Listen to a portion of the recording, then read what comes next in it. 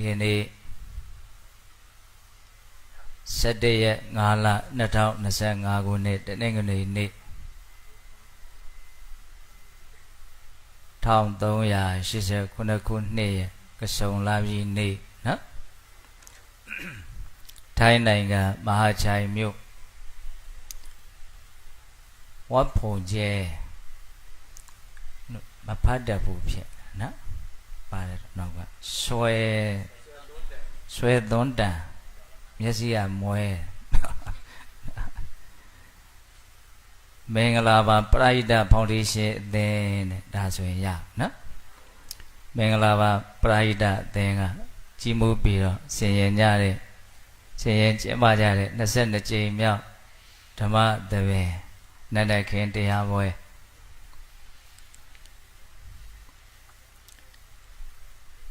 ဘုသူတရားကိုနာယူပြီးတော့ဘုသူတရားကိုဟောကြမှာတုံးဆိုမြတ်စွာဘုရားရဲ့တရားကိုဟောပြီးတော့မြတ်စွာဘုရားရဲ့တရားကိုနာယူကြနော်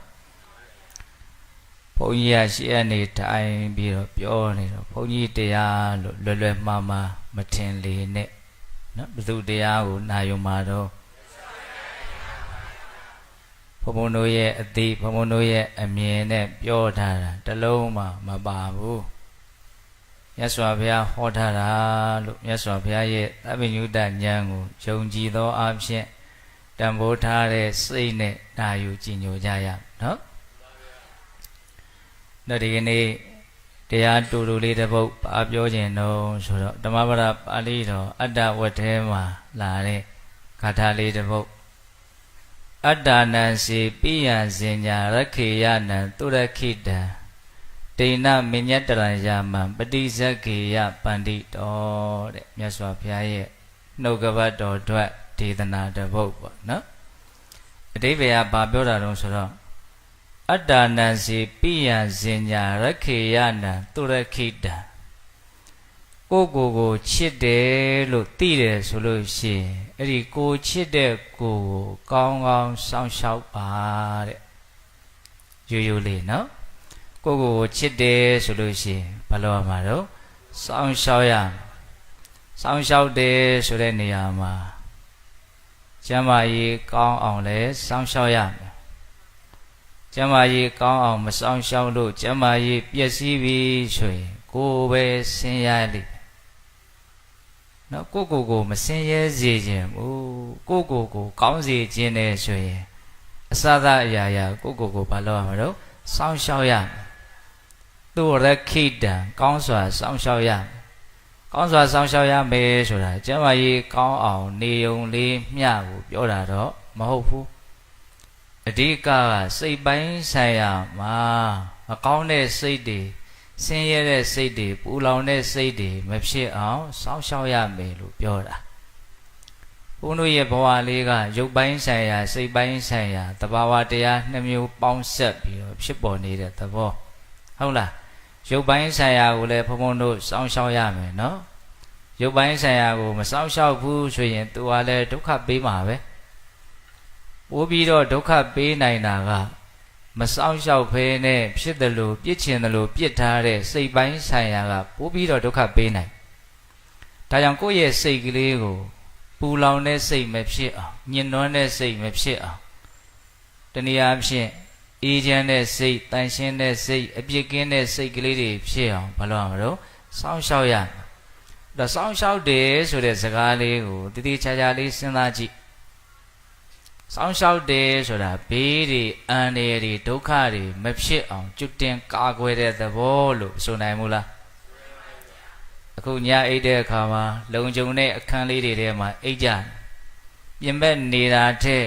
လုံခြုံတဲ့အခန်းလေးတွေကပိုးပြီးတော့စိတ်ချရတယ်လို့ယုံကြည်မှုရှိလို့အဲ့ဒါကိုကဘာလုပ်တာတော့စောင့်ရှောက်တာပဲအခုအဝတ်တွေဝတ်ထားတယ်ဆိုတာအရှက်အကြောက်ကိုလုံအောင်ဖုံးတဲ့အပိုင်းကတစ်ပိုင်းရာသီဥတုဒဏ်ကိုကာကွယ်တဲ့အနေနဲ့ကိုစောင့်ရှောက်တယ်ဆိုတဲ့အပိုင်းကတစ်ပိုင်းဟုတ်တယ်မို့လားရေတောက်တယ်ဆိုတာလဲကိုစောင့်ရှောက်တာပဲအစာအာဟာရတင့်လျောက်ပတ်စွာစားတယ်တောက်တယ်ဆိုတာလဲကိုစောင့်ရှောက်တာပဲနော်ဒါရုပ်ပိုင်းဆိုင်ရာတွေအစဉ်ပြေအောင်ဘုန်းဘုန်းတို့ဘာလို့ရတော့စောင့်ရှောက်ရတယ် အဲ့လိုပဲစိတ်ပိုင်းဆိုင်ရာမှာလည်းပဲကာကွယ်မှုစောင့်ရှောက်မှုလုပ်မပေးဘူးဆိုရင်ဒီစိတ်ကလည်းပဲအန္တရာယ်ဖြစ်နိုင်တာပဲဘေးဖြစ်နိုင်တာဒုက္ခဖြစ်နိုင်တာပဲတော့စိတ်ကိုအန္တရာယ်ပေးတဲ့အရာကဘယ်အရာတွေတော့ရုပ်ကိုအန္တရာယ်ပေးတဲ့အရာတွေတော့ဘုန်းဘုန်းတို့အကျေချဲ့ပြီးတော့ပြောမနေတော့ဘူးဒီလိုတွေနားလည်ပြီးသားနော်ရုပ်ကိုအန္တရာယ်မဖြစ်အောင်ဘလို့ကာကွယ်စောင့်ရှောက်အောင်မလဲဆိုတဲ့နီလန်းတွေများသောအားဖြင့်သိထားပြီးသားနားလည်ထားပြီးသားဟုတ်လားအဓိကပြောမှာပါတော့စိတ်ကိုအန္တရာယ်မဖြစ်အောင်ကာကွယ်စောင့်ရှောက်ရမယ့်အပိုင်းကိုပြောဒီစိတ်ကိုအန္တရာယ်ပေးနိုင်တဲ့အရာဒုက္ခပေးနိုင်တဲ့အရာတနည်းအားဖြင့်စိတ်ရဲ့ရန်သူစိတ်ရဲ့အညစ်အကြေးနော်စိတ်ရဲ့မိတ်ဆွေပြက်မြတ်စွာဘုရားအဲ့ဒီအသုံးနှုန်းတွေနဲ့ဟောထားတဲ့စိတ်ကိုကာကွယ်စောင့်ရှောက်ဖို့ကြိုးစားတဲ့နေရာမှာစိတ်ရဲ့အန္တရာယ်တွေဘာတွေတုံးဆိုတော့တမက်မှုဆိုတဲ့ຢာကမကျေနပ်နိုင်မှုဆိုတဲ့ဒေါသကိုယ်ဘဝရဲ့အကြောင်းကိုအမှန်မသိမှုနားမလည်မှုလို့ဆိုတဲ့မောဟဘယ်နှမျိုးပြောလိုက်တော့၃မျိုးຢာကဒေါသမောဟ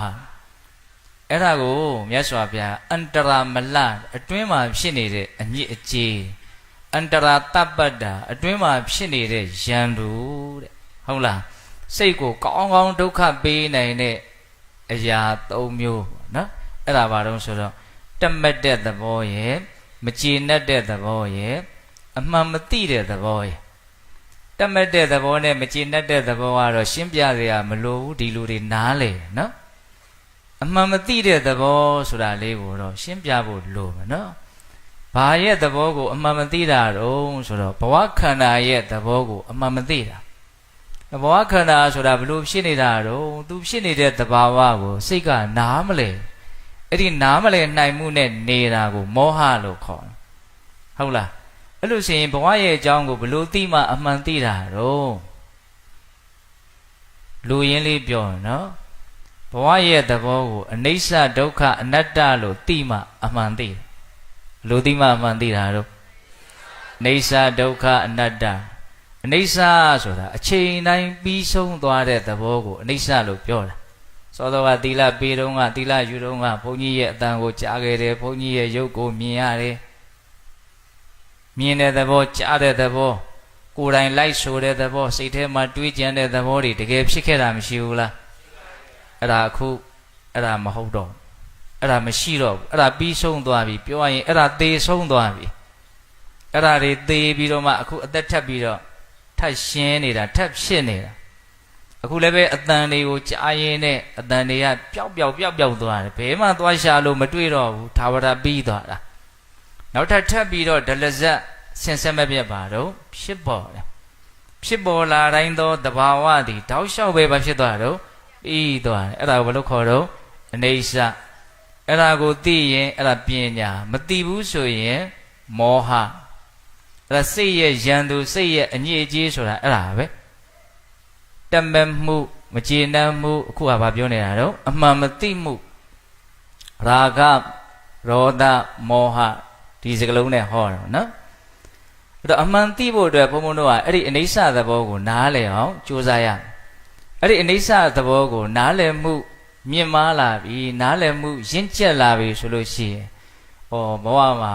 ဘာကြီးဘလို့ဖြစ်လို့နေတကယ်ကျင့်တတ်เสียမဟုတ်ပါလားဘဝဟာကောင်းမွန်တဲ့သဘောမဟုတ်ပါလားလို့ဘဝရဲ့ဒုက္ခသဘောကိုနားလည်လာနိုင်တယ်ဟုတ်လားအဲ့ဒီနားလည်မှုမြင့်လာလို့ရှိရင်ဒီအနိစ္စဖြစ်နေတာကိုလည်းအနိစ္စမဖြစ်အောင်မကောင်းမွန်တဲ့သဘာဝကြီးကိုလည်းကောင်းမွန်အောင်ဘယ်သူမှအဲ့ဒါကိုလုပ်လို့မရဘူးဘုန်းတို့ရဲ့စိတ်ကလေးကမသိစိတ်ထဲမှာပြင်းထန်တဲ့ဆန္ဒလေးတွေရှိတယ်အဲ့ဒါကဘာလဲဆိုတော့ဒီတိုင်းလေးဖြစ်နေခြင်းတယ်ပြောင်းလဲမသွားခြင်းဘူးเนาะကိုယ်အတိုင်းဝိုင်းကိုယ့်ရဲ့ပိုင်ဆိုင်မှုကိုယ့်ရဲ့အခြေအနေလေးကဒီတိုင်းရက်တည်နေတယ်လို့လည်းထင်တယ်ဒီတိုင်းလေးလည်းပဲဆက်ပြီးတော့နေခြင်းတယ်ဒါလေးကိုပြောင်းမသွားခြင်းဘူးဒီစိတ်ရှိတယ်မဟုတ်လားအဲ့ဒီဆန္ဒပြည့်နိုင်မလားမပြည့်နိုင်ဘူးတဘာဝကအမြဲတမ်းပြောင်းနော်ပုံမှာပြောင်းသွားတာနော်ပြီးလို့ရှိရင်ဟုတ်လားအဲ့ဒီပြောင်းလဲမှုကိုမပြောင်းလဲအောင်မတတ်နိုင်ဘူးမကောင်းမွန်မှုကိုကောင်းမွန်အောင်မစုံမတတ်နိုင်ဘူး အဲ့ဒီလိုအစိုးမရတဲ့သဘောမပိုင်တဲ့သဘောမနိုင်တဲ့သဘောကိုဘာလို့ခေါ်တော့အနတ္တအဲ့ဒီအနိစ္စဒုက္ခအနတ္တကိုသိရင်ဒါပညာမသိဘူးဆိုလို့ရှိရင်မောဟအဲ့ဒါကိုယ့်ရဲ့စိတ်ကိုအန္တရာယ်မဖြစ်အောင်ဘေးမသိအောင်ကာကွယ်စောင့်ရှောက်ရမယ်ဆိုတာအဲ့ဒီຢာကဆိုတဲ့တက်မဲ့မှုဒေါသဆိုတဲ့မကျေနပ်မှုမောဟဆိုတဲ့အခုပြောတဲ့အမှန်မသိမှုဒီသဘာဝတွေမဖြစ်အောင်ကာကွယ်စောင့်ရှောက်တာကိုကိုယ့်ကိုယ်ကိုကောင်းကောင်းစောင့်ရှောက်တယ်လို့ပြောတယ်ဟုတ်လားစောင့်ရှောက်တဲ့အပိုင်းကိုအကျမ်းမြင်ဖုံဖုံဘယ်နှမျိုးပြောတော့နှမျိုးပြောတယ်နော်ရုပ်ပိုင်းဆိုင်ရာလဲဘာလို့ရမလို့စောင့်ရှောက်ရမယ်နော်ချိန်မှန်မှန်အေးရမယ်ချိန်မှန်မှန်စားမယ်ကျမ်းမာရေးမပြည့်စည်အောင်ဘုံဘုံတို့ဟာနော်နီလန်းတွေကိုနားလေအောင်ကြိုးစားပြီးတော့တကယ်ကိုလိုက်နာပြီးတော့ဘာလို့ရမလို့ကာကွယ်စောင့်ရှောက်ရမယ်အခုဒီထဲမှာနေတဲ့လူတွေဆိုရင်များသောအားဖြင့်အထည်ချုပ်ကြတဲ့လူတွေလို့ပြောတယ်ဟုတ်လားအဲ့ဒါဆိုရင်ကိုကိုစောင့်ရှောက်ရမယ်ကိုက9နာရီ10နာရီငုတ်တုတ်ဇက်တိုက်ဒီတိုင်းကြီးထိုင်နေတာဟာကောင်းမွန်တဲ့အနေထားမဟုတ်ဣရိယာပုမျှတမှကျမ်းမာရေးဆိုတာကောင်းနိုင်တာအာဟာရမျှတမှကျမ်းမာရေးဆိုတာကောင်းနိုင်တာဥဒုတပ္ပါယမျှမှကျမ်းမာရေးဆိုတာကောင်းနိုင်တာအဲ့လို့ဆိုရင်ကိုကဒီလှုပ်လှုပ်တယ်ဆိုရင်ကိုလည်းလေ့ကျင့်ကဘလို့လုံမလဲငါဘလို့ပြေးမလဲဒါကာကွယ်စောင့်ရှောက်မှုရှိကိုရှိရမယ်မရှိရင်ဘာဖြစ်မလဲကိုကိုဒုက္ခဖြစ်အောင်နှက်ထားတယ်လို့ဖြစ်နေနော်အဲ့ဒါပြီးရင်ဘာဖြစ်လာနိုင်တော့ကျမ်းမာရေးဖောင်းနိုင်တယ်ကိုရှာထားတဲ့ပိုက်ရှာခြေကံသွားရင်နဲ့ကုံသွားရတဲ့အနေအထားမျိုးရောက်သွားနိုင်တယ်နော်ဒါကြောင့်ဒါလေးတွေကကြုံလို့ပြောတာပါအဲ့တော့မြတ်စွာဘုရားအဒီမှာဗာပြောတော့အတ္တနံစီပိယံစင်ညာရခေယနံတုရခိတံကိုချစ်တယ်ဆိုရင်ကိုကောင်းကောင်းစောင့်ရှောက်တဲ့တကယ်လို့ကိုမစောင့်ရှောက်ဘူးဆိုရင်ကိုချစ်ရရောက်မှာမဟုတ်ဘူးကိုကမစောင့်ရှောက်ဘူးဆိုရင်ကိုချစ်တဲ့ကိုယ်တိုင်ကပဲဒုက္ခရောက်အောင်လုပ်နေတယ်လို့ဖြစ်သွားလိမ့်မယ်ဒုက္ခတော့ဘယ်သူရောက်စေခြင်းပဲလေဟုတ်လားဒါပေမဲ့လို့မစောင့်ရှောက်ဘူးဆိုရင်တော့ကိုကဒုက္ခကိုပေးနေတာဘယ်သူ့ကိုပေးနေတာအောင်ဆိုကိုချစ်တဲ့ကိုပဲပြန်ပြီးတော့ဒုက္ခပေးနေတာဒါကြောင့်ဒီစကလုံးလေးကိုစွဲသေးခြင်းနဲ့နော်ကိုချစ်တယ်ဆိုရင်တော့မြတ်စွာဘုရားဗါတဲ့တော့ကောင်းကောင်းစောင့်ရှောက်တဲ့အဲ့ဒါဆက်ပြီးတော့လေးနေတဲ့စကားထပ်ပြီးတော့မြတ်စွာဘုရားဆက်ပြီးတော့ဟောထားတယ်တိဏ္ဏမညတရံယာမံပฏิစက္ခေယပန္တိတောနှစ်ပါးရကျန်တယ်နော်အတ္တနံစေပိယံစင်ညာရခေယနံတုရခိတံတိဏ္ဏမညတရံယာမံပฏิစက္ခေယပန္တိတောတိဏ္ဏမညတရံယာမံအရွယ်သုံးပါးတစ်ပါးပါးမှာဘဝကိုအကျဉ်းများဖြင့်အရွယ်သုံးပါးနဲ့ပိုင်းခြားတယ်နော်ကလေးတွေနားလည်အောင်ပြောရရင်လူငယ်ပိုင်းလူလက်ပိုင်းလူကြီးပိုင်းဇေဘူရသဘောကတော့လူကြီးပိုင်းပြီးရင်ဘာလုပ်ရမလို့သိရမှာပေါ့နော်ဒါပေမဲ့ဇေဘူရသဘောသာဒီလိုပိုင်းခြားတယ်လို့ပြောတော်လဲပဲလူငယ်ပိုင်းနဲ့လူလက်ပိုင်းကိုမဆက်နိုင်မဲနဲ့သိသွားတဲ့လူတွေမရှိဘူးလားလူလက်ပိုင်းနဲ့လူကြီးပိုင်းမဆက်နိုင်မဲနဲ့သိသွားတာကမရှိဘူးလားဟုတ်လားဒါကြောင့်အရွယ်သုံးပါးကိုပိုင်းခြားတဲ့နေရာမှာဒီအသည့်ဒီအမြင်လေးလဲကပ်ပြီးတော့ပါရမယ်ပေါ့နော်အဲ့ဒါမြတ်စွာဘုရားအရွယ်သုံးပါးမှာတဲ့ပฏิဇက္ခေယပန္တိတောတဲ့ဉာဏ်ရှိတဲ့ပုဂ္ဂိုလ်ဟာကိုနော်လုံလထုတ်၍သုတ်သင်ရာဤတဲ့ဘာသာပြန်ချက်ကလေးကဟုတ်လားအရွယ်သုံးပါးတစ်ပါးပါးမှာလုံလထုတ်၍သုတ်သင်ရာဤဆိုလိုတာကစိတ်ကလေးဖြူစင်အောင်ကြိုးစားရမယ်လို့ပြောတာနော်ငယ်တုန်းကလည်းဘာမှမသိရွယ်လက်ပိုင်းလည်းဘာမှမသိအသက်သာကြီးသွားတယ်ဘာမှမသိဆိုရင်အဲ့ဒီလူဟာဒီဘဝလေးကိုရသွားတယ်သူ့စိတ်ကိုသူဖြူစင်အောင်သုတ်သင်လိုက်ရတာမပါအဲ့ဒါမျိုးမဖြစ်စေနဲ့လို့မြတ်စွာဘုရားပြောတယ်နော်ဒါကြောင့်ဒီဂါထာလေးကိုပြည့်စုံအောင်ပြန်ပြောမယ်နော်ကိုချစ်တယ်ဆိုတာကိုတကယ်သိတယ်ဆိုရင်အဲ့ဒီကိုချစ်တဲ့ကိုဘာလို့မလို့ကောင်းကောင်းစောင့်ရှောက်ရမယ်စောင့်ရှောက်ရမယ်ဆိုတဲ့စကားတောင်ရိုးမပြောဘူးနော်သူရခိတံရခိတဆိုတာစောင့်ရှောက်တာရှေ့ကဘာစကားလုံးလေးထည့်ထားတော့သူဆိုတဲ့စကားလုံးလေးထည့်ထားတယ်နော်သူဆိုတာကောင်းကောင်းစောင့်ရှောက်တယ်လေးနဲ့စောင့်ရှောက်တယ်ဒါရုပ်ပိုင်းဆိုင်ရာစောင့်ရှောက်တာကအပေါ်ယံဆန်တယ်ဒါပေမဲ့သူ့လည်းစောင့်ရှောက်ရမှာပဲ तू မစောင့်ရှောက်လို့ तू ပျက်စီးတယ် तू ဒုက္ခပေးတယ်ဆိုရင်လည်းခံရမှာပဲအဲ့ဒါစိတ်ပိုင်းဆိုင်ရာပါ तू ကဒုက္ခရောက်သွားနိုင်တာပဲ तू ကလည်းဟုတ်လားဒါပေမဲ့ပိုးပြီးတော့အရေးပါတာကနော်ကိုယ့်ကိုပြစ္ဆုတ်ပံတန်တရားနှစ်ဖြာဒုက္ခကိုကြီးမားစွာဖြစ်စေတဲ့စိတ်ရဲ့ရန်သူစိတ်ရဲ့ဘေးစိတ်ရဲ့အန္တရာယ်တွေရောက်မလာအောင်ကာကွယ်စောင့်ရှောက်ဖို့ပိုးပြီးတော့အရေးမကြီးဘူးလားအရေးကြီးတယ်နော်ဒါကြောင့်သူရခိတံဆိုတာစိတ်ကိုကာကွယ်စောင့်ရှောက်မှအပိုင်းကိုအဓိကနားလည်ရမယ်အဲ့ဒီလိုပြောပြီးနောက်မှာမြတ်စွာဘုရားဗာပြောတော့ ဉာဏ်ရှိတဲ့လူဆိုတာအရွယ်၃ပါးမှာတပါးပါနော်ငယ်တုန်းကမေးလျော့နေရွယ်လက်ပိုင်းရောက်လာပြီငါမငယ်တော့ဘူးဆိုတဲ့စိတ်ကလေးနဲ့လေးနေတဲ့ဘက်မှာစိတ်ဝင်စားပြီးတော့ကိုယ့်ရဲ့စိတ်ကလေးကိုဘာလို့မလို့ဖြူရှင်အောင်သုတ်သင်ရမယ်ဟာရွယ်လက်ပိုင်းလွန်သွားပြီငါအသက်တွေကြီးလာပြီဘာလို့မလို့ဒီသတိလေးရရမယ်ငါမေ့ခဲ့တာတွေရှိသေးတော့အခုသတိရတဲ့အချိန်ကစပြီးတော့ငါစိတ်ကိုငါအပြစ်ကင်းအောင်ငါကာကွယ်မယ်စောင့်ရှောက်မယ်ဖြူရှင်တန်ရှင်းအောင်ဆေးကြောမယ်သုတ်သင်မယ်ဒီစိတ်ကလေးရှိရမယ်ပေါ့နော်အဲ့ဒါကိုမြတ်စွာဘုရားဟောတာအဲ့တော့ဘုံဘုံကဒီကထာလေးကိုဘာလို့ပြောတာတုံးဆိုတော့ကိုစောင့်ရှောက်တယ်ဆိုတဲ့အပိုင်းသူတစ်ပါးကိုစောင့်ရှောက်တယ်ဆိုတဲ့အပိုင်းလေးကိုဒီကနေ့ပြောခြင်းလို့ဒီကထာလေးကိုဏိဒန်းအနေနဲ့ပြောတယ်နော်ဏိဒန်းကတော်တော်များသွားနော်အဲ့တော့ကိုကာဝယ်စောင့်ရှောက်တယ်ဆိုတဲ့အပိုင်းလေးကိုကြည်ကြည်ပြန့်ပြန့်ဘုံဘုံတို့တွေးရမယ်နော်အစာဦးနဲ့နေတယ်ခြံနဲ့ဝင်းနဲ့နေတယ်အဆောင်ရှောက်တွေနဲ့နေတယ်ဒါကဘဝကိုလုံခြုံအောင်ဆိုပြီးတော့စောင့်ရှောက်ကြတဲ့အပိုင်းတချို့ဆိုရင်မိကောင်းဆွေကောင်းတွေရှာပြီးတော့ကိုယ့်ကိုကာကွယ်မှုပေးနေရတွေကိုနော်ရွေးချယ်ပြီးတော့နေကြတာကိုမရှိဘူးလားရှိတယ်အမျိုးမျိုးကာကွယ်စောင့်ရှောက်တယ်အဲ့တော့မြတ်စွာဘုရားဒီကာကွယ်စောင့်ရှောက်တယ်ဆိုတဲ့နော်စကလုံးလေးနဲ့ပတ်သက်ပြီးတော့ဒီအဓိပ္ပာယ်နဲ့ပတ်သက်ပြီးတော့ဘယ်လိုကာကွယ်စောင့်ရှောက်မှုမျိုးဟာတန်ဖိုးရှိဆုံးကာကွယ်စောင့်ရှောက်မှုဖြစ်တယ်လေအထူးသဖြင့်ဒီစိတ်ကိုကာကွယ်စောင့်ရှောက်တဲ့နေရာမှာဘာနဲ့ဘယ်လိုစောင့်ရှောက်မလဲဘုံကတော့တရားဟောရင်ကိုယ်စိတ်ထဲမှာလေးနဲ့တေလို့ထင်တဲ့အပိုင်းကိုပဲကင်ပြီးတော့ပြောကျင်တာကိုယ်စိတ်ထဲမှာမလေးနဲ့ဘူးဆိုတာကိုပြောဝင်ပြောကျင်ဘူးလူတွေကိုလည်းပဲအဲ့ဒါကိုနားလည်နှိုင်စွမ်းရှိလိမ့်မယ်ဆိုတဲ့ယုံကြည်မှုရှိလို့ပြောတာနော်ဒီလူတွေငါပြောတာနားလည်မှာမဟုတ်ပါဘူးလို့ထင်ရင်ဘုန်းကြီးကဘာကိစ္စအပင်ပန်းခံပြီးတော့ပြောနေရမလဲဟုတ်တယ်မဟုတ်လားအခုဘုံဘုံပြောတာနားလည်တယ်မဟုတ်လားနားလည်နော်အဲ့တော့အဓိကကဘာလဲဘာပြောချင်တာလဲဒီစိတ်ကိုဘယ်လိုစောင့်ရှောက်မလဲဘာနဲ့စောင့်ရှောက်မလဲနော်စကားနှလုံးနော်ဘယ်လိုစောင့်ရှောက်မလဲဘာနဲ့စောင့်ရှောက်မလဲအဲ့ဒါကိုပြောဖို့အတွက်မြတ်စွာဘုရားရဲ့ဒေသနာတစ်ခုကိုပဲဘုံဘုံတို့ပေါ်ညွှန်းပြီးတော့ပြောပါမယ်တရားဏိဒန်းချီတဲ့အစဘုန်းကြီးကသူသိတာမြင်တာဘာမှမရှိဘူးဘုရားရဲ့တရားကိုပြောမှလို့ပြောကြတာနော်ဒါဘုံဘုံတို့တန်ရုပ်ပါဠိတော်မဟာဝက်ကအပိုင်းထဲမှာမဟာဝက်ကတန်ရုပ်ပါဠိတော်ထဲမှာ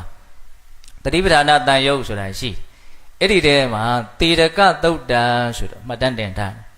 အဲ့ဒါတေရကဏီကုံရွာကြီးမှာမြတ်စွာဘုရားဟောခဲ့တဲ့ဒေသနာမှုလို့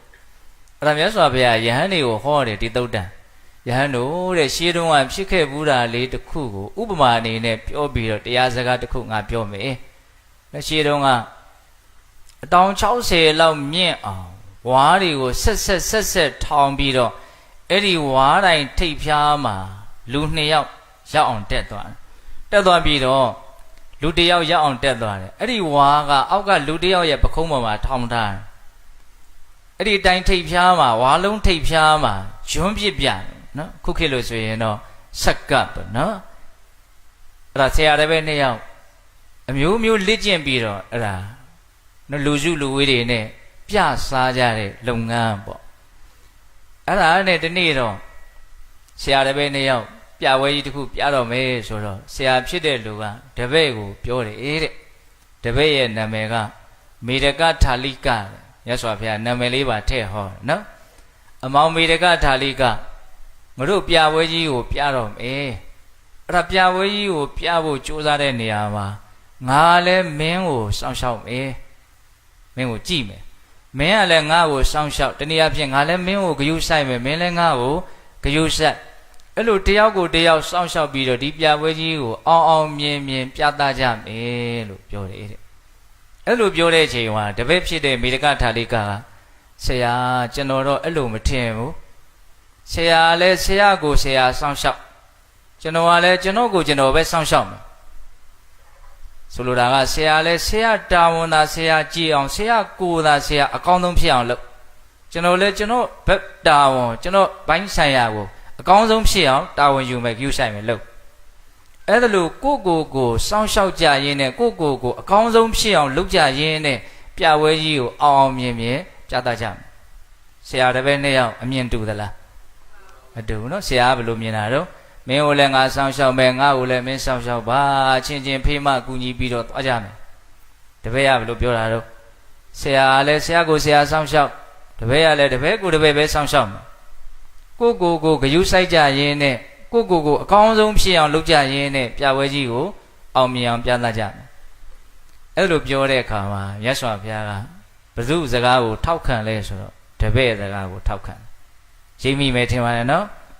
အစွဲစကားကိုထောက်ခံတာတော့တပည့်ရဲ့စကားကိုထောက်ခံတာတော့ယဟန်တို့တဲ့တပည့်ပြောတဲ့စကားဟာတင့်တော်တဲ့တဘာဝကျတယ်တကယ်ဘယ်သူမှမစုကိုကာကွယ်စောင့်ရှောက်လို့မရပါဘူးတဲ့ရတယ်လို့ထင်ရင်လည်းအပေါ်ယံလေးပဲဟုတ်လားတကယ်တတ်တော်တွေအတီးဒီကိုပဲကာကွယ်စောင့်ရှောက်ကြရတာကိုပဲတာဝန်ယူကြရတာသူ့ကိုကောင်းအောင်ကိုဝင်လုပ်ပေးလို့မရလို့ကိုကောင်းအောင်လည်းသူဝင်လုပ်ပေးလို့မရကိုပဲကောင်းအောင်လုပ်လို့ရတာဒါလေးကိုမြတ်စွာဘုရားသိချင်းတာအဲ့ဒီမှာမြတ်စွာဘုရားဘာဆက်ပြီးတော့အမိန့်ရှိတုံးဆိုတော့ကိုစောင်းရှောင်းအံ့ဟူ၍တတိပဋ္ဌာန်တရားကိုလေ့ကျင့်ရမယ်သူတော်ဘာကိုစောင်းရှောင်းအံ့ဟူ၍တတိပဋ္ဌာန်တရားကိုလေ့ကျင့်ရမယ်ကိုစောင်းရှောင်းဖို့ဆိုတဲ့ရည်ရွယ်ချက်ရှိတယ်ဆိုရင်ဘာကိုလေ့ကျင့်ရမှာတော့တတိပဋ္ဌာန်တရားကိုလေ့ကျင့်ရမယ်သူများကိုလည်းပဲကောင်းစေခြင်းလိုက်တာသူများကိုလည်းအန္တရာယ်ကင်းစေခြင်းလိုက်တာသူများကိုလည်းအဆင်ပြေစေခြင်းလိုက်တာကဲငါသူများကိုလည်းစောင့်ရှောက်အောင်မဲဆိုတဲ့မြင့်မြတ်တဲ့စိတ်ကူးရှိခဲ့တယ်ဆိုရင်လေဘာပဲလို့အောင်တတိပဋ္ဌာန်တရားကိုပဲကျင့်ရမယ်တဲ့ဟောအဲ့တော့ဒီနေရာမှာဘုန်းတို့ဒါလေးနည်းနည်းတော့ရှင်းပြဖို့လိုမယ်ထင်တယ်နော်တတိပဋ္ဌာန်တရားလေ့ကျင့်ခြင်းဟာကိုစောင့်ရှောက်တယ်ဆိုတာကနားလည်ဖို့အလွန်လွယ်ပါတယ်ဟုတ်တယ်တတိလေးထားပြီးတော့နေတယ်ဘာမကောင်းတာမှမဖြစ်ဘူးဘာအမှားမှမဖြစ်ဘူးနော်ကိုယ်ခန္ဓာကိုတတိလေးထားပြီးတော့နေတာဒီလူတွေတရားအထုတ်တာနဲ့လည်းပဲနော်မစိမ့်ဘူးလို့ဘုံထင်ပါတယ်ဟုတ်လားဆိုကြပါစို့ဝင်လေထွက်လေလေးကိုအာယုံဆိုင်ပြီးတော့နေတယ်သတိပြုပြီးတော့နေတယ်ကိုယ်ခန္ဓာမှာဖြစ်နေတဲ့အနေအထားမျိုးစုံရုပ်ပိုင်းဆိုင်ရာစိတ်ပိုင်းဆိုင်ရာဝေဒနာပိုင်းဆိုင်ရာဖြစ်ပေါ်နေတဲ့သဘာဝတွေရဲ့ပေါ်မှာပဲအမှန်တိုင်းသိအောင်ကြိုးစားပြီးတော့စိတ်ကဒီပေါ်မှာပဲကပ်ပြီးတော့နေတယ်နော်အဲ့လိုသတိလေးနဲ့နေနေတဲ့ချိန်မှာဒီစိတ်မှာဘာဘေးမှမရှိဘူးဘာအန္တရာယ်မှမရှိဘူးဘာမကောင်းတာမှမရှိဘူးအလွန်မှဖြူရှင်တဲ့တန်ရှင်းတဲ့အဆင့်အတန်းရှိတဲ့အရည်အသွေးမြင့်တဲ့အနေအထားမျိုးနဲ့နေရရောက်တယ်အဲ့ဒါကလက်တွေ့နေကြီးမှခံစားသိနေသိနိုင်တာနော်ကိုယ်ခန္ဓာမှာသတိလေးထားပြီးတော့နေရတာအလွန်ကတန်ဖိုးရှိပါလားဆိုတဲ့ခံစားချက်ကလေးဘုံကအလွန်မှရဘူးစီခြင်းတဲ့လူငယ်လေးပေါ့ဘဝမှာအဲ့ဒီနေနီးနဲ့နေတာအကောင်းဆုံးပဲဟုတ်လားအဲ့ဒါလို့နေလိုက်လို့ရှိရင်ကိုစိတ်ထဲမှာဘေးတွေအန္တရာယ်တွေမဖြစ်အောင်သူကလှုပ်ပြီးသားဖြစ်သွားတယ်စောစောကဘုံပြောခဲ့တယ်စိတ်ကိုဘေးဖြစ်စေတဲ့ຢာစိတ်ကိုအန္တရာယ်ပြုမဲ့ຢာပဲຢာတော့ယာကဒေါသမောဟပြောခဲ့တယ်နော်တတိလေးနဲ့နေမယ်ဆိုရင်အဲ့ဒီယာကဒေါသမောဟဖြစ်ခွင့်မရှိဘူးဟုတ်လားအငြိအကျေးမရှိလို့ဒီစိတ်ကိုဖြူရှင်တယ်လို့ပြောရတယ်အဲ့ဒီယာကဒေါသမောဟသည်ပူလောင်တဲ့တရားအဲ့ဒီပူလောင်တဲ့တရားမရှိတဲ့အတွက်ကြောင့်ဒီစိတ်ကလေးကိုအေးချမ်းတယ်လို့ပြောလို့ရတယ်ယာကဒေါသမောဟသည်ရှုပ်ထွေးတဲ့တရားအဲ့ဒီရှုပ်ထွေးတဲ့တရားမရှိလို့ကိုပဲဒီစိတ်ဟာရှင်းလင်းတယ်လို့ပြောလို့ရတယ်အဲ့ဒါကိုကိုယ်တိုင်ခံစားသိနဲ့မြတ်စွာဘုရားရဲ့ဒေသနာတွေကိုထောက်ခံတတ်စေခြင်းတယ်ပေါ့ဘုံဘုံကဟုတ်လားအဲ့တော့သတိပဋ္ဌာန်တရားကိုကြိုးစားရင်ကိုကာကွယ်စောင့်ရှောက်တယ်ဆိုတဲ့အပိုင်းလေးကနားလည်ဖို့လွယ်တယ်ဒီမှာပြောထားတာကသတိပဋ္ဌာန်တရားကိုပွားရင်သူများကိုလည်းကာကွယ်စောင့်ရှောက်ပြီးသားဖြစ်တယ်ဆိုတဲ့အချက်ပဲဘယ်လိုစောင့်ရှောက်တာတုံးသူများကိုနော်သတိပဋ္ဌာန်တရားအထုတ်ပြီးတော့နေတဲ့အခိုက်အတန့်သတိလေးနဲ့မဖြူစင်စင်မြင့်မြတ်နေတဲ့အခိုက်အတန့်မှာအဲ့ဒီလူကိုမြင်ရလို့အဲ့ဒီလူရဲ့အတန်ကိုကြားရလို့ဘေးပတ်ဝန်းကျင်မှာဘာတွေများဒုက္ခတွေအကုသိုလ်တွေဖြစ်သွားတာရှိတယ်လေအားမမရှိဘူးဟုတ်လားအေးချမ်းလိုက်တာတော်လိုက်တာအားကြတဲ့စိတ်ဝမ်းမြောက်တဲ့စိတ်ပဲပတ်ဝန်းကျင်မှာဖြစ်သွားတယ်အဲ့ဒါကိုကပတ်ဝန်းကျင်ကိုမကောင်းတာမဖြစ်အောင်ကောင်းတာဖြစ်အောင်လှုပ်ဆောင်ပေးရမရောက်ဘူးလားရောက်တယ်နော်ဒါကြောင့်မို့လို့သတိပဋ္ဌာန်တရားပွားရင်သူများကိုလည်းစောင့်ရှောက်ပြီးသားဖြစ်သွားတယ်အခုဒီမှာမင်္ဂလာပါနောက်ကဘာလေးတက်ထားပရာဟိတအဲ့ဒီပရာဟိတဆိုတဲ့စကားလုံးကကောင်းကောင်းနားလည်ဖို့လိုတယ်လူတွေကပရာဟိတမဟုတ်ဘဲနဲ့ပရာဟိတလို့ထင်နေတာရှိတယ်တကယ်စစ်မှန်တဲ့ပရာဟိတဆိုတာဘာလဲလို့နားမလဲတဲ့အပိုင်းတွေလည်းရှိတယ်ပရာဟိတပရာဆိုတာဘာတော့ကိုယ်ကလွဲလို့တခြားသူတစ်ပါးပေါ့နော်ဟိတဆိုတာဘာတော့ဟ တာဆိုတာအကျိုးစီးပွားသူတော်ရဲ့အကျိုးစီးပွားကိုဆောင်ရွက်ပေးတယ်ဆိုတဲ့သဘောပေါ့နော်ပရာဟိတရဲ့ရှေ့နာမှာနားလည်ထားရမယ့်စကားလုံးကအတ္တဟိတဘာဟိတတော့အတ္တဟိတအတ္တဆိုတာကိုမိမိဟုတ်လားဟိတဆိုတာအကျိုးစီးပွားတကူရဲ့အကျိုးစီးပွားကိုဆောင်ရွက်တာရဲ့သူများရဲ့အကျိုးစီးပွားကိုဆောင်ရွက်တာရဲ့ဘယ်ဟာကမြင့်မြတ်တယ်လဲပြောပါရဲရဲကိုကျိုးစီးပွားကိုဆောင်ရွက်တာရဲ့သူများရဲ့ကျိုးစီးပွားကိုဆောင်ရွက်တာရဲ့ဘယ်ဟာကမြင့်မြတ်တယ်လဲအဲ့လိုပဲဖြေလိုက်မယ်လို့ဘုံဘုံကနားလည်ထားတယ်နော်အဲ့တော့ဘုံဘုံအမြင်ကိုမပြောဘူးမြတ်စွာဘုရားရဲ့အမြင်ကိုပြောမယ်အင်္ဂုတ္တပါဠိတော်စတုကနိဗ္ဗာန်ထဲမှာမြတ်စွာဘုရားကအတ္တဟိတပရဟိတဆိုတဲ့စကားလုံးလေးနှလုံးသုံးပြီးတော့ဟောထားတဲ့ဒေသနာတစ်ပုဒ်ရှိတယ်အတ္တဟိတဆိုတာဘာလဲပရဟိတဆိုတာဘာလဲအဲ့ဒီအခြေခံအဓိပ္ပာယ်ကိုနားမလဲလို့ပရဟိတမြတ်တယ်လို့ပြောကြတာအဲ့ဒီအခြေခံအဓိပ္ပာယ်ကိုနားလည်ရင်အဲ့လိုပြောမှာမဟုတ်ဘူးအတ္တဟိတဆိုတာဘာတုံးလူရင်းပြောရင်နော်အတ္တဟိတဆိုတာကိုယ်တန်တမှာကိုယ်ကိုဒုက္ခပေးမဲ့အန္တရာယ်ပေးမဲ့လောဘဒေါသမောဟမဖြစ်အောင်နောက်ဆုံးချုပ်ငိမ့်သွားအောင်လုပ်တာကိုအတ္တဟိတလို့ခေါ်လူတွေကအတ္တဟိတဆိုရင်ကိုယ်ကိုကျမ်းမာရေးကောင်းကိုယ်ပတ်စံရှိအောင်လောကီမပြည့်စုံမှုတွေကိုယ့်အတွက်ကိုယ်လုပ်တာကိုအတ္တဟိတလို့ထင်နေလို့သောသောအဲ့ဒီစကားထွက်လာဟုတ်လားအဲ့လို့ဆိုရင်ပရာဟိတဆိုတာဘာလဲပရာဟိတဆိုတာသူများလောဘဒေါသမောဟနေအောင်သူများတန်တာမှာဖြစ်တဲ့လောဘဒေါသမောဟတွေကင်းသွားအောင်ဘလို့လုပ်မလဲလုပ်တဲ့နေရာမှာဘလို့အထောက်အကူပြုမလဲဘလို့ကူညီမလဲအဲ့ဒါပရာဟိတလူအများစုနားလည်ထားတဲ့အဓိပ္ပာယ်နဲ့တူသလားအတ္တဟိတဆိုတာကိုယ်တန်တာမှာလောဘဒေါသမောဟမဖြစ်အောင်လုပ်တဲ့လုပ်ငန်းပရာဟိတဆိုတာသူတို့ဘာရဲ့တန်တာမှာလောဘဒေါသမောဟမဖြစ်အောင်လုပ်ကင်ဆောင်ရွက်ပေးတဲ့လုပ်ငန်းနီလန်းမှန်မှန်ပြောပေးတာမျိုးတရားအထုတ်ဖြစ်အောင်နော်အထောက်အကူပြုတာမျိုးအဲ့တော့လူတွေကဘာလဲစားစရာဝတ်စရာနေစရာပေးတာကိုပရာဟိတလို့ထင်နေတာလေအမှန်ကစားစရာဝတ်စရာနေစရာပေးတာသူ့မှာနာမည်သီးသန့်ရှိပြီးသားပဲအဲ့ဒါဘာတော့ဒါနဟုတ်တယ်ဒါနပဲလေဟုတ်လားပရာဟိတဆိုတဲ့စကားလုံးဟာဒါနဆိုတဲ့စကားလုံးထက်များစွာနဲ့နဲ့ကျပြန့်တယ်ဟုတ်လားအဲ့တော့လူတွေကပရာဟိတကိုနားလည်ပုံပြောနေအတ္တဟိတတောင်ကောင်းကောင်းနားမလဲဘူးဟုတ်လားအတ္တဟိတကိုကောင်းကောင်းနားလည်ခြင်းနဲ့ဆိုရင်ဘယ်လိုနားလည်ရမှာတော့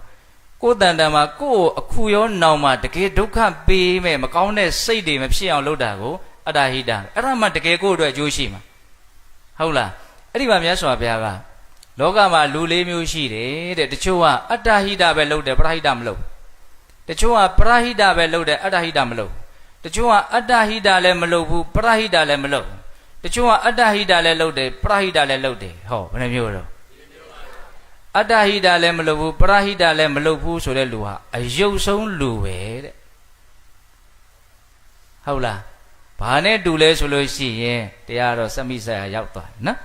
ဘာနဲ့တူလဲဆိုလို့ရှိရင်တဲ့ဒီရွာနဲ့ဝေးတဲ့တောစပ်မှာလူတွေဘာတွေသေလို့မီးရှို့ပြီးဆိုရင်အဲ့ဒီလူတွေကိုဟိုဘက်ဒီဘက်ထိုးလှန်တဲ့ဝါးကိုတဇူဝါလို့ခေါ်တယ်တဇူဝါကဘာလို့မီးတွေလောင်နေတာပေါ့အဖျားကမီးလောင်တဲ့လူတွေကောင်ထိုးတာဟုတ်လားအဲ့ဒါနဲ့အဲ့ဒီတဇူဝါကတခါပြန်လှန်ပြီးတော့ဟိုဘက်ထိုးတာတော့အဖျားနှစ်ဖက်မှာမီးကြီးတွေရှိအိုမဲတွေရှိအဲ့ဒါကိုတော့ရောက်လာတဲ့ကလေးတွေကနွားကြောင်ရင်ထင်းခွေရင်ပဲဖြစ်ဖြစ်ပေါ့လေအဲ့ဒီခလဲကောင်မှာမစင်အညီကြီးစွန့်ထားတယ်တဲ့ဘယ်နာလေးကကင်မလဲအဲ့ဒီတဇူဝါကိုဘယ်နာမှကင်လို့မရဘူးအဖျားနှစ်ဖက်ကဘာဖြစ်နေတော့အိုမဲတွေပေးနေအလဲကောင်ကမစင်တွေလူးနေအဲ့ဒါအတ္တဟိတလည်းမလုပ်ဘူးပရဟိတလည်းမလုပ်ဘူးဆိုတော့အဲ့ဒီဝါနဲ့အတူတူပဲလို့မြတ်စွာဘုရားဟောစလာဝတ္တသုတ်တံမှာဟုတ်လားအဲ့ဒီမှာဘုန်းဘုန်းတို့ရှေ့ဆက်ပြီးတော့နားလေတရားရှိတာကအတ္တဟိတလုပ်တဲ့လူရဲ့အတ္တဟိတပဲလုပ်တယ်ပရဟိတမလုပ်ဘူးပရဟိတပဲလုပ်တယ်အတ္တဟိတမလုပ်ဘူးဆိုတဲ့လူနှစ်ယောက်ကိုရှင်တဲ့အခါမှာဘယ်သူကအထက်ကရှိတုံးဆိုတော့အတ္တဟိတပဲလုပ်တယ်ပရဟိတမလုပ်ဘူးဆိုတဲ့လူကအထက်ကဟုတ်လားပရဟိတပဲလုပ်တယ်အတ္တဟိတမလုပ်ဘူးဆိုတဲ့လူကအောက်ကသူ့ရဲ့အောက်မှာအတ္တလည်းမလုပ်ဘူးပရလည်းမလုပ်ဘူးဆိုတဲ့လူပဲရှိတော့တယ်အထက်ဆုံးမှာဘယ်သူရှိတုံးဆိုတော့အတ္တဟိတလည်းလုပ်တယ်ပရဟိတလည်းလုပ်တယ်ဆိုတဲ့လူရှိတယ်သူ့ကိုကြတော့မြတ်စွာဘုရားနွားနိုလေးကိုကြိုလိုက်တယ်မလိုင်းတွေတက်လာတယ်ဟောပြီးတော့နီးမျိုးမျိုးနဲ့ချက်လိုက်မယ်ဆိုရင်ထောပတ်ဖြစ်မယ်အဲ့ဒီထောပတ်တဲ့ပိုးပြီးတော့တန်ဖိုးရှိတာကရှီဦးဆိုတာရှိလာဟုတ်လား နွားနိုးမှနိုးတန်းမှထောပတ်ကနေစီဦးဖြစ်သွားတယ်လူရဲ့လူတန်ဖိုးအရှိဆုံးလူကအဲ့ဒီလူပဲသဘောပေါက်ရဲ့လားဘုံပြောတာဘယ်ကနေရောက်သွားအတ္တဟိတပရဟိတနော်မင်္ဂလာပါပရဟိတဆိုတော့ပြောပြသွားတာပါဟုတ်လားအခုဒီမှာပြောပြီလေကိုစောင်းရှောက်မယ်သူများကိုစောင်းရှောက်မယ်ဟောတချို့ကအဲ့ဒီစိတ်ကူးလေးတွေရှိတယ်ပရဟိတမျိုးလေးပါလာတော့နော်သူများကိုကောင်းစေခြင်းနဲ့ကုညီပေးခြင်းနဲ့ဒါအလွန်မမြတ်တဲ့စိတ်တွေနော်အဲ့တော့သူများကိုကာကွယ်စောင့်ရှောက်မယ်ဆိုရင်မြတ်စွာဘုရားဘာလို့ဖို့တိုက်တွန်းထားတော့သတိပဋ္ဌာန်တရားအားထုတ်လို့တိုက်တွန်းထားတယ်ကိုစောင့်ရှောက်မယ်ဆိုရင်လည်းသတိပဋ္ဌာန်ပဲလုပ်သူများကိုစောင့်ရှောက်မယ်ဆိုရင်လည်းသတိပဋ္ဌာန်ပဲလုပ်ဒါကိုနားလည်ဖို့လုပ်တယ်အဲ့ဒါဆက်ပြီးတော့မြတ်စွာဘုရားပြောတဲ့စကားကြတော့ပိုးပြီးတော့ပြည့်စုံသွားတယ်ဘာပြောမလို့နော်ကိုစောင့်ရှောက်ရင်သူများကိုစောင့်ရှောက်ပြီးဖြစ်တယ်သူများကိုစောင့်ရှောက်ရင်ကိုစောင့်ရှောက်ပြီးဖြစ်တယ်ဟောစကလုံးတစ်လုံးပြောင်းသွားပြီနော်ကိုစောင့်ရှောက်ရင်သူများကိုစောင့်ရှောက်ပြီးဖြစ်တယ်ဒါအဓိပ္ပာယ်တစ်မျိုးနော်သူများကိုစောင့်ရှောက်ရင်လည်းကိုစောင့်ရှောက်ပြီးသားဖြစ်သွားတယ်တဲ့ဟောအဲ့ဒါကြတော့မြတ်စွာဘုရားဘလို့အသေးသေးရှင်းပြတော့ဆိုတော့ကိုစောင့်ရှောက်ရင်သူများကိုစောင့်ရှောက်ပြီးသားဖြစ်တယ်ဆိုတာသတိပဋ္ဌာန်တရားအထုတ်တာကိုရည်ရွယ်ပြီးတော့ပြောတာတဲ့ဆိုတော့အဲ့ဒါရှင်းပြပြီးသားနော်ကိုအကောင်းဆုံးဖြစ်အောင်နေတာသတိပဋ္ဌာန်တရားအထုတ်တယ်ဆိုတာကိုအကောင်းဆုံးဖြစ်အောင်သတိပဋ္ဌာန်တရားအထုတ်နေရင်သူများလည်းဘာအကုသိုလ်မှမဖြစ်ဘူးကိုဒီဟူသောအကြောင်းကြောင့်ငါကြောင့်ဘယ်သူမှမဆင်းရဲကြပါစေနဲ့ဆိုတဲ့ဆုတောင်းလေးဘယ်သူဆုတောင်းခဲ့ဘူးတော့ကဏ္ဍယတိဘုန်းတို့ဆုတောင်း6မျိုးဆိုတော့လိုင်းပေါ်မှာရှားကြည့်လိုက်ဘုန်းတော်ကြီးတွေတော်တော်များများဟောတာရှိတယ်ဒါနောက်ဆုံးဆုတောင်းလေးကငါဒီဟူသောအကြောင်းကြောင့်ဘယ်သူမှမဆင်းရဲကြပါစေနဲ့ဘလောက်မွန်မြတ်တယ်နော်အဲ့ဒါကိုဒီဟူသောအကြောင်းကြောင့်သူများကိုမဆင်းရဲသေးခြင်းမှုဆိုရင်ဘာလုပ်ရမလဲသတိပဋ္ဌာန်တရားပွားပြီးတော့နေအဲ့ဒါအပြစ်ကင်းဆုံးနေနေအမြင့်မြတ်ဆုံးနေနေအကောင်းမွန်ဆုံးနေနေသူ့ထက်ကောင်းမွန်တဲ့နေနေလောကမှာမရှိဘူးအဲ့ဒါကိုကာဝယ်စောင့်ရှောက်ဆိုပြီးသူများကိုစောင့်ရှောက်မယ်ဆိုရင်အဲ့ဒါသတိပဋ္ဌာန်တရားပွားတဲ့အဲ့ဒါကိုပြောတာလေသူများကိုကာဝယ်စောင့်ရှောက်ရင်ကိုကာဝယ်စောင့်ရှောက်ပြီးဖြစ်တယ်ဆိုတာကျတော့ဘာပြောလဲတဲ့အဲ့ဒါသီးခံခြင်းတဲ့ကျင်နာခြင်းတဲ့သူတို့ဘာပေါ်ချမ်းသာစေခြင်းမေတ္တာခန္တီနဲ့မေတ္တာဟောအဓိကဟုတ်လားအစင်မပြေမှုတုံတရားဖြစ်လာတယ်တုံတယောက်ကကိုယ်ပါနိုင်တဲ့စီးနဲ့ပြောလာတယ်မတရားပြောလာတယ်အဲ့ဒါကိုကနားလည်မှုအပြည့်နဲ့ဒေါသနဲ့မတုံ့ပြန်မဲနဲ့တာတာလေးငုံခံလိုက်တယ်ဒေါသမဖြစ်မှနော်ဟုတ်လားအဲ့လိုတီးခံမှုဖြစ်လိုက်တယ်တီးခံမှုဖြစ်အောင်လုပ်လိုက်တယ်ဆိုရင်အဲ့ဒါဘောက်တောင်ဆိုသူ့ကိုစောင့်ရှောက်တာထပ်ပြီးတော့မီးမတောက်တော့ဘူးနော်ကိုကတကယ်လို့ तू ကဒေါသနဲ့လာတယ်ကိုကဒေါသပြန်လိုက်မယ်ဆိုရင်မီးတွေကဘာလုပ်လာတော့ပွားလာတယ်မီးတွေကကြီးသွားတယ်မငြိမ့်နိုင်ရန်ကိုရန်ချင်းတုံနှင်းတို့ရန်ဟာဘယ်တော့မှငြိမ်ရိုးထုံးတာမရှိဘူးဉာဏ်ရှိတဲ့လူကအရင်ရန်ကိုငြိမ့်မှရန်ဟာငြိမ့်သွားတဲ့သဘောရှိတယ်ဒါကသဘာဝတရားပဲဟုတ်လားဒါကြောင့်နားလည်မှုနဲ့ကိုကသီးခံလိုက်နိုင်မယ်ဆိုရင်အဲ့ဒါသူများကိုဘာလုပ်တော့ကာကွယ်ဆောင်ရှောက်မေတ္တာထားတယ်ဆိုရင်လည်းအဲ့ဒါသူများကိုကာကွယ်ဆောင်ရှောက်တာပဲအဲ့ဒီသူများကိုကာကွယ်ဆောင်ရှောက်ရင်လေကိုကာကွယ်ဆောင်ရှောက်ပြီးဖြစ်တယ်တဲ့ဘယ်ရာကဆောင်ရှောက်သွားတာလဲဆိုတော့ကိုထားလိုက်တဲ့ခန္တီနဲ့မေတ္တာဆိုတဲ့အဲ့ဒီမွန်မြတ်တဲ့စိတ်ထားကပဲကိုကာကွယ်ဆောင်ရှောက်သွားတာဒီနေရာမှာမေတ္တာတရားကမေတ္တာရှိနေတဲ့ပုဂ္ဂိုလ်မေတ္တာထားနေတဲ့ပုဂ္ဂိုလ်မေတ္တာတွေမိမိတန်တန်မှာဖြစ်အောင်လုပ်နေတဲ့ပုဂ္ဂိုလ်ကိုကာကွယ်ဆောင်ရှောက်နိုင်စွမ်းအလွန်အားကြီးတယ်ဆိုတော့မြတ်စွာဘုရားဟောထားတဲ့ဒေသနာတွေဒီလူတွေကြားဘူးမယ်ထင်ပါတယ်နော်မေတ္တာဟာအကောင်းဆုံးပရိတ်လို့ဒီလိုလည်းပဲနော်ဆရာတော်ကြီးတွေပြောတာကိုမှတ်သားဘူးမယ်ထင်တယ်နော်ပရိတ်ဆိုတာပရိတ္တဆိုတဲ့ပါဠိစကားကိုမလုပ်ထားတော့ပရိတ်လို့မြန်မာမှုပြုတ်ထားတယ်ဟုတ်လားပရိတ္တဆိုတာဘာလို့အယံအတာအကောင်းဆုံးကိုလုံခြုံမှုပေးမဲ့အရာပေါ့နော်လူချင်းကြတယ်မဟုတ်လားနော်ဘုန်းကြီးကကာယသိတိပြီးတဲ့ဓာတ်လုံးလေးတွေတကယ်လဲပြီးတဲ့ဓာတ်လုံးလေးတွေတယောက်တစ်လုံးဝေမယ်ဆိုရင်လူတိုင်းယူမှာပေါ့ကာယသိတိပြီးတယ်ဟုတ်လားဘယ်သူရိုက်လို့နှက်လို့မှမပေါက်ဘူးမပြေဘူးမနာဘူးမကျင်ဘူးရှိမယ်မထင်ပါဘူးဟုတ်လားနော်ဒါဘာလဲအကာအကွယ်အဆောင်ရှောက်ဆိုတာလူတွေကဘေးတွေရန်တွေကိုကြောက်ကြတဲ့အခါကျတော့လိုချင်တာပေါ့ဟုတ်လားအဲ့ဒီအကာအကွယ်ဆောင်ရှောက်တွေထဲမှာစိတ်အချရဆုံးကာကွယ်နိုင်စွမ်းအမြင့်မားဆုံးအကာအကွယ်ဆောင်ရှောက်ဟာဘာလဲလို့မေးရင်မေတ္တာတရားပဲပေကြီး17တုပ်ရွတ်ကြတယ်မို့လား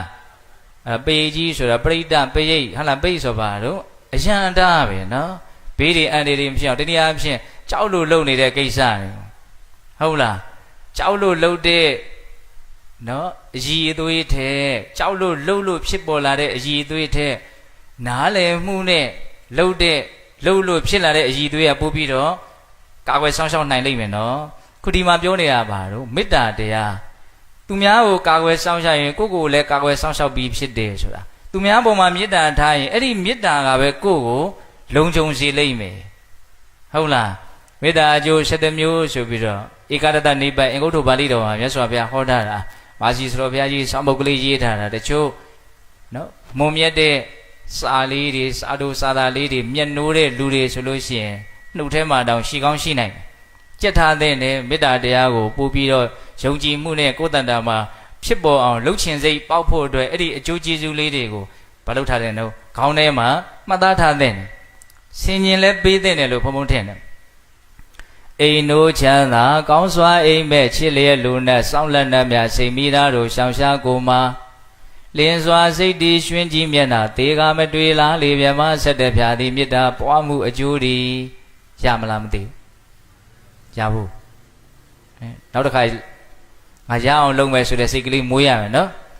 ်အိမ်နိုးချမ်းသာကောင်းစွာအိမ်မဲ့ချစ်လျက်လူနဲ့စောင့်လက်နှံ့မြစိတ်မိသားတို့ရှောင်ရှားကိုမှာလင်းစွာစိတ်တည်ရွှင်ကြီးမျက်နှာသေကမတွေ့လားလေပြမဆက်တဲ့ဖြာသည်မေတ္တာပွားမှုအကျိုးဒီ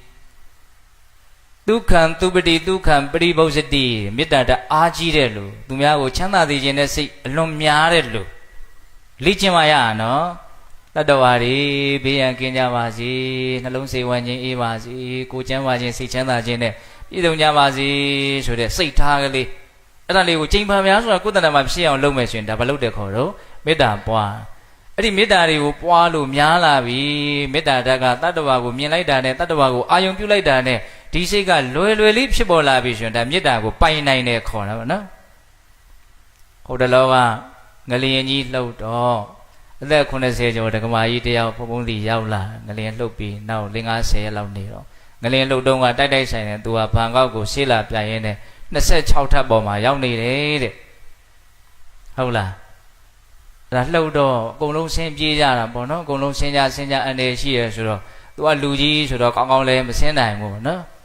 အဲ့ဒါနံရံကိုဖက်ပြီးတော့နေရတယ်နံရံတောင်လေးကို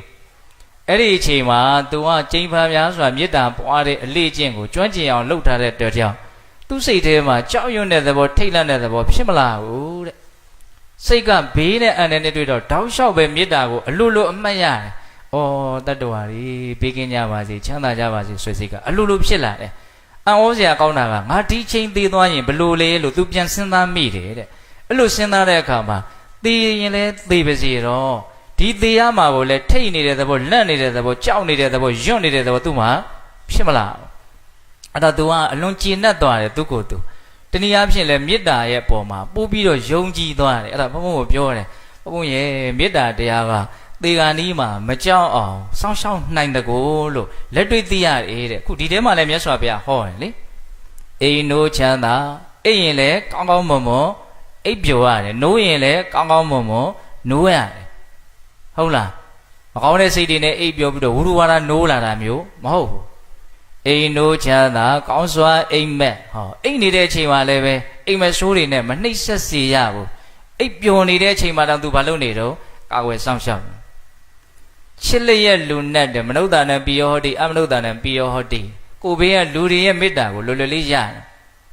ကိုဘေးကလူမဟုတ်တဲ့အမနုဿာတွေရဲ့မေတ္တာကိုလည်းလွယ်လွယ်လေးရတယ်ကိုယ်မေတ္တာရှိနေတယ်ဆိုရင်မေတ္တာရှိတဲ့လူကကိုယ်ဘယ်လိုလုပ်အန္တရာယ်ပေးမယ်တော့ဟုတ်တယ်မဟုတ်လားလောကမှာအန္တရာယ်ဖြစ်နေတယ်ရန်ဖြစ်နေကြရတယ်ဒုက္ခဖြစ်နေကြတယ်ကြောက်နေကြရတယ်ဆိုတာလူချင်းချင်းပဲဘုံဘုံတို့အန္တရာယ်ပေးနေကြတာဒုက္ခဖြစ်အောင်လုပ်နေကြတာကြောက်နေကြရတာလူချင်းချင်းကပဲဖြစ်နေတဲ့ဘေးတွေကအများစုဆိုတာမထင်ရှားဘူးလား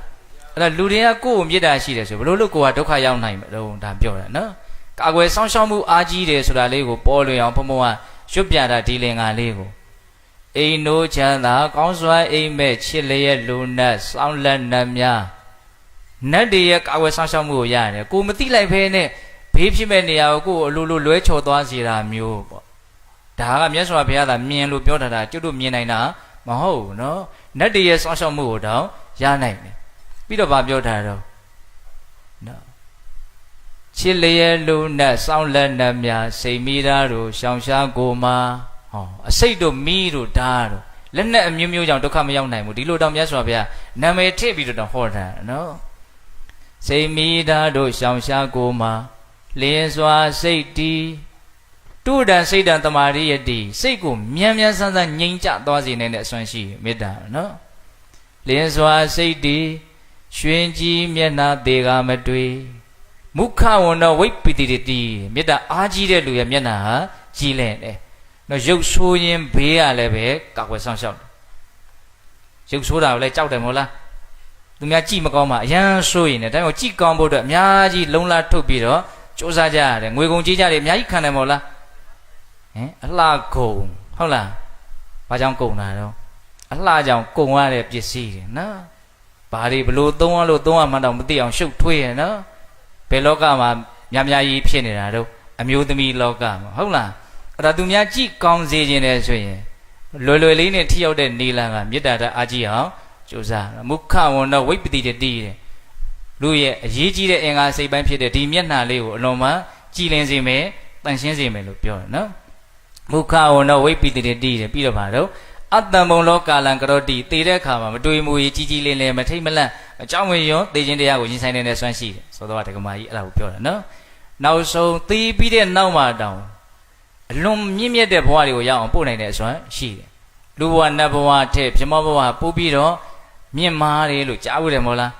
ဒါသုံးတဲ့ပုံမှာအမြင့်ဆုံးနေရာထိရအောင်ပို့နိုင်တယ်ဒီမေတ္တာအဲ့ဒါဘာပြောတာတော့ဘမောကသူများကိုကာကွယ်စောင့်ရှောက်အံ့ဟူ၍ကိုကာကွယ်စောင့်ရှောက်ရမယ်ဆိုတဲ့စကားလေးကိုမြတ်စွာဘုရားအဓိပ္ပာယ်ဖွင့်ပြတာကိုပြောပြတာနော်သီခံခြင်းမေတ္တာထားခြင်းတနာကျင်နာမှုရှိခြင်းဟာသူများကိုကာကွယ်စောင့်ရှောက်ရင်းနဲ့ကိုကာကွယ်စောင့်ရှောက်နေတဲ့သဘောကိုချစ်တယ်ဆိုရင်ကိုကောင်းကောင်းစောင့်ရှောက်ရမယ်ဆိုတဲ့တရားဏိဒန်းတော်ကပြောခဲ့တဲ့စကားလေးတစ်ခွန်းကိုအဓိပ္ပာယ်ချဲ့တာနော်ခုဒီမှာဗာသုတ်တံလေသေတကသုတ်တံဆရာကဘယ်လိုပြောတာတော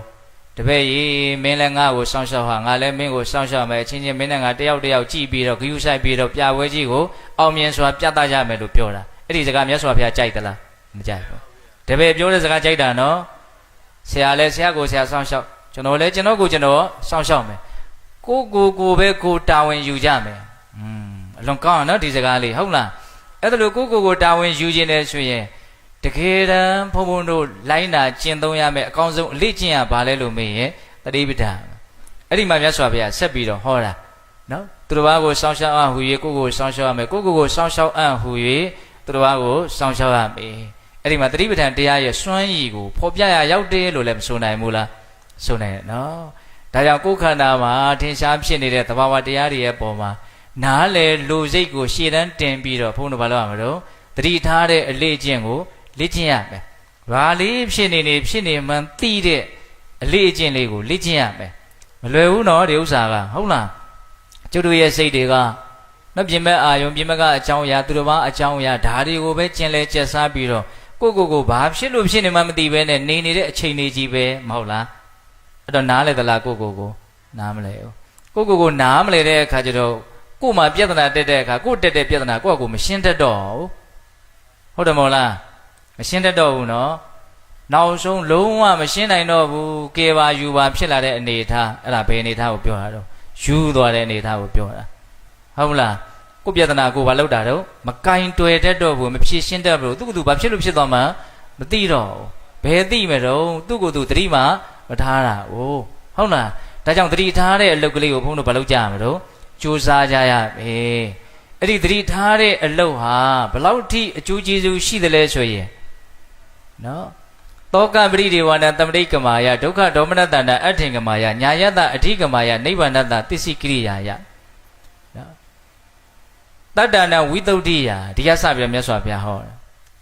်နော်တတိထားတဲ့အလေးချင်းကိုလေ့ကျင့်တဲ့ပုဂ္ဂိုလ်ရဲ့စိတ်ဟာဖြူရှင်တန်ရှင်းလိမ့်မယ်ပြည့်ကင်းလိမ့်မယ်စိုးရိမ်စရာငိုစရာနဲ့တွေ့ရင်မစိုးရိမ်မဲနဲ့မငိုဘဲနဲ့ရင့်ကျက်တည်ငြိမ်စွာနေနိုင်လိမ့်မယ်ကိုယ်ဆင်းရဲခြင်းစိတ်ဆင်းရဲခြင်းတို့ကိုချုပ်ငြင်းစေလိမ့်မယ်ဉာဏ်အစစ်စစ်မြင့်ပြီးတော့မဲ့ဉာဏ်ကိုရလိမ့်မယ်နောက်ဆုံးနိဗ္ဗာန်ကိုဒီဘဝနဲ့ချိန်မှန်များစွာမျက်မှောက်ပြုပြီးတော့နေနိုင်လိမ့်မယ်ဒါဗုဒ္ဓဘာသာတို့ရဲ့အဓိကလိုလားအပ်တဲ့အကျိုးကျေးဇူးကြီးတွေပေါ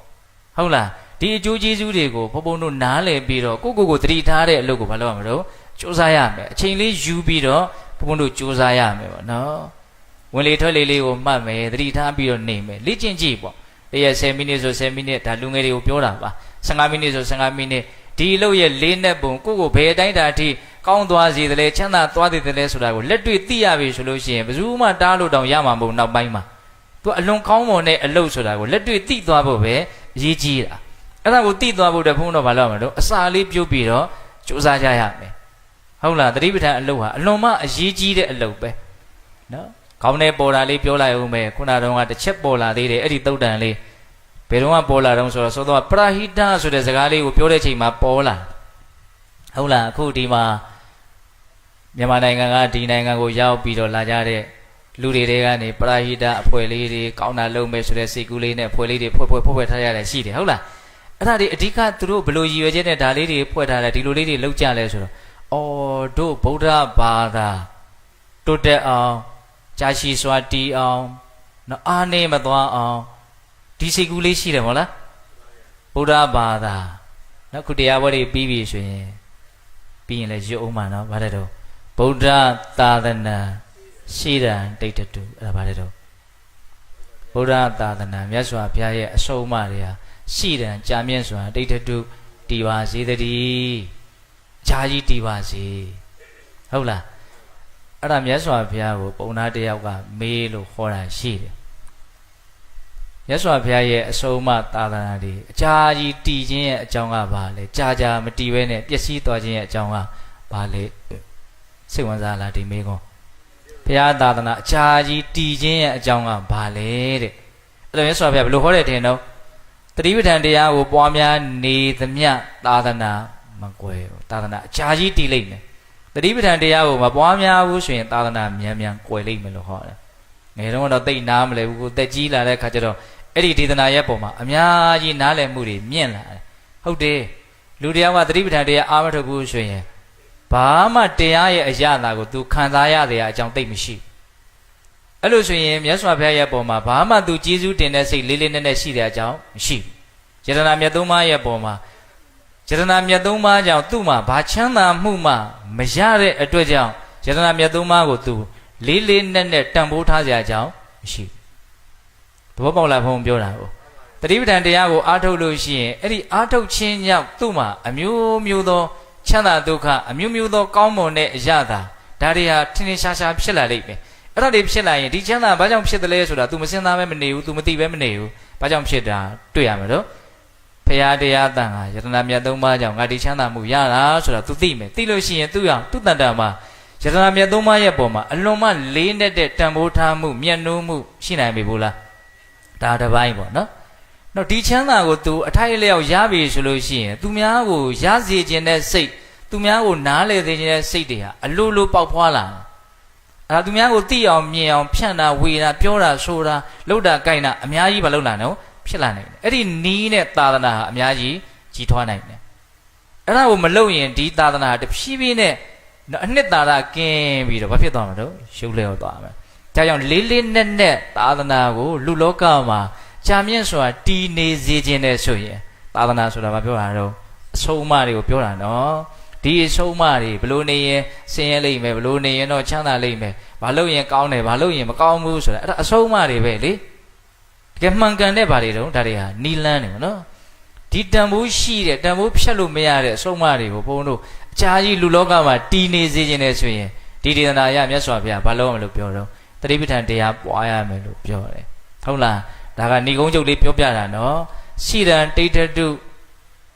ဘာလဲတော့တတ္တမောဟောဒါတခုနော်စောစောကဘာလဲတော့ရွတ်တာ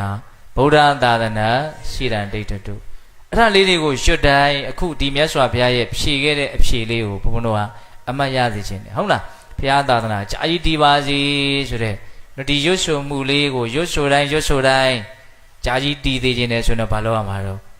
တတိပဋ္ဌာန်တရားပွားနော်တတိပဋ္ဌာန်တရားပွားတယ်ဆိုတာလူငယ်လေးတွေနားလည်မှုရှင်းရှင်းလင်းလင်းနဲ့လွယ်လွယ်ကူကူနားလည်သွားဖို့အတွက်ဘယ်လိုပြောရမလဲဆိုရင်ကိုဘာဖြစ်နေသလဲဆိုတာကိုအမြဲတမ်းအာယုံဆိုင်ပြီးတော့အမှတ်တတိလေးရှိနေတဲ့သဘောအမှတ်တတိလေးရှိနေအောင်ကြိုးပမ်းအထုတ်တဲ့သဘောကိုဘာလို့တက်ခေါ်တာတော့တတိပဋ္ဌာန်တရားပွားတယ်လို့ခေါ်တာနော်အဲ့ဒါဘုံဘုံကဒီကနေ့မနေ့နော်ကိုချစ်တယ်ဆိုရင်ကောင်းကောင်းစောင့်ရှောက်ရမယ်အရွယ်သုံးပါးတပါးပါတော့အနည်းဆုံးကိုယ်စိတ်ကလေးကိုတန့်ရှင်းသွားအောင် သုတ်တင်ရမယ်ဆိုတဲ့ဂါထာလေးကိုအခြေခံပြီးတော့နော်ကိုဘလို့စောင်းရှောက်မလဲကိုစောင်းရှောက်တယ်ဆိုတာရုပ်ပိုင်းဆိုင်ရာစိတ်ပိုင်းဆိုင်ရာအကျဉ်းပြဘယ်နှမျိုးရှိတော့တစ်မျိုးရှိတယ်အရေးကြီးတာကဘယ်ပိုင်းကိုဘုံဘုံတို့ကာကွယ်စောင်းရှောက်ဖို့ကပို့ပြီးတော့အရေးကြီးတာလေစိတ်ပိုင်းဆိုင်ရာကာကွယ်စောင့်ရှောက်တဲ့နေရာမှာထိရောက်တဲ့ကာကွယ်စောင့်ရှောက်မှုကိုပေးနိုင်တဲ့စောင့်ရှောက်မှုလုပ်ငန်းဟာဘယ်လုပ်ငန်းလဲလို့မေးရင်တတိပဋ္ဌာန်ဘာဝနာပွားများတဲ့လုပ်ငန်းနားလည်ရနော်ဒါပြောခဲ့တဲ့တရားတွေရဲ့အကျဉ်းချုပ်ဟုတ်လားအဲ့ဒါကိုပို့ပြီးတော့ဘုံဘုံတို့ပေါ်လွင်အောင်ထင်ရှားအောင်ဘယ်သုတ်တန်ကိုပြောခဲ့တော့သေတကသုတ်တန်ဆိုပြီးတော့ဆရာတပည့်နှစ်ယောက်ပြောတဲ့စကားမြတ်စွာဘုရားဥပမာထားပြီးတော့ဟောထားတာဟုတ်လားမင်းလည်းမင်းကိုမင်းစောင့်ရှောက်ငါလည်းအားကိုငါစောင့်ရှောက်ဟုတ်လားကိုတာဝန်ယူပြီးတော့ပြပွဲကြီးကိုကောင်းမွန်စွာအောင်မြင်စွာပြီးဆုံးအောင်ပြသကြမယ်အဲ့လိုပဲကျွတ်တို့ကလည်းဘဝခရီးဆိုတဲ့ပြပွဲကြီးကိုကောင်းကောင်းမွန်မွန်ပြသနိုင်ရင်လည်းဆိုရင်ကိုတာဝန်ကိုယူရမယ်ကိုတာဝန်ကိုအကောင်းဆုံးယူနေရပါလေတတိပဋ္ဌာန်တရားပွားများတာအဲ့ဒါဒီပင်လင်ကိုကာကွယ်စောင့်ရှောက်နေတာဟုတ်လားအဲ့ဒါဒီပင်လင်သာသနာကိုအခြားကြီးတည်အောင်ကြိုးပမ်းအထောက်ရလဲရောက်နေတယ်ဒီသဘောလေးကိုပြောတာနော်ဒါကြောင့်တတိပဋ္ဌာန်တရားကိုကြိုးစားအထောက်ပြီးတော့ကိုအကောင်းဆုံးစောင့်ရှောက်နိုင်ကြတဲ့သာသနာကိုအခြားကြီးတည်အောင်ကြိုးပမ်းအထောက်နိုင်ကြတဲ့လောကကိုလည်းပဲစောင့်ရှောက်နိုင်ကြတဲ့သူတော်ကောင်းတွေဖြစ်ကြပါစေလို့ဘုန်းတို့ဆန္ဒပြုပြီးတော့ဒီကနေ့ပြုကြရတဲ့ကုသိုလ်ကောင်းမှုအစွတ်စွတ်တို့ရဲ့စွမ်းတတ္တိကြောင့်ဘုရားတပည့်တော်တို့ဒီမဉ္ဇဉ်ဘုန်းဉ္ဇဉ်မျက်နှိပ်ပံကိုလင်းမြန်ထုတ်ချောင်းမျက်မှောက်ပြုဝရရှိကုန်သောဟုပတ္တနာအောင်စုပြုကြဂုံရာတတိ